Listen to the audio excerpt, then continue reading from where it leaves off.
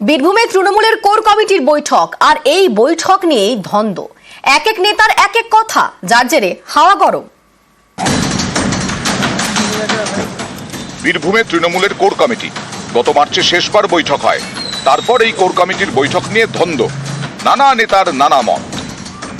আমাদের গত core committee মিটিংয়ে একটা সিদ্ধান্ত হয়েছিল, মানে সাংবাদিকদের প্রশ্নের উত্তরে বলেও দিয়েছিলাম যে আগামী 19শে এপ্রিল আমাদের কোর কমিটি বৈঠক হবে। বিকাশকে ফোন করি যে আজকে কি মিটিং ডাকা হয়েছে, তো বিকাশ তার সহায়তার কথা বলল, অর্থাৎ সে মিটিং রাখতে পারেনি। কোর কমিটির মানে সিদ্ধান্ত মমতা বন্দ্যোপাধ্যায় থেকে বিষয়টা জানা।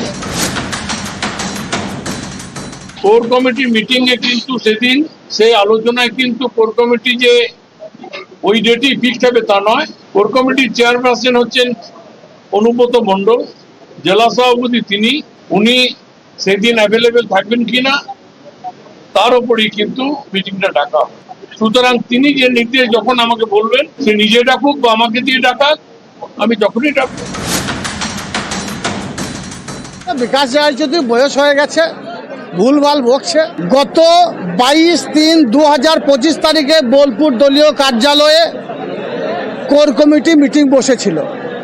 সেই কোর কমিটি মিটিংয়ে সিদ্ধান্ত নেওয়া হয়েছিল যে 19/4/2025 সিউড়ি দলীয় কার্যালয়ে কোর কমিটি মিটিং বসবে। বিকাশ রায়চৌধুরী কোর কমিটি আহ্বায়ক নিজের দায়িত্ব পালনে ব্যর্থ হয়ে উল্টোপাল্টা বকছেন বলে আমি মনে করি। দেখুন, এটা কেন যে বিতর্ক হচ্ছে আমি বুঝি না। সেদিন লাস্ট কোর কমিটি মিটিংয়ে একটা আলোচনাও হয়েছিল, হয়তো যারা মেম্বার তাদের অনেক স্মরণ শক্তি চলে যাচ্ছে। সেখানে 19 তারিখ ডেট ফাইনাল হয়নি। 19 তারিখ টেন্টেটিভ ডেট ধরা হয়েছিল এবং টেন্টেটিভ ভেন্যু করা হয়েছিল সিউড়িতে।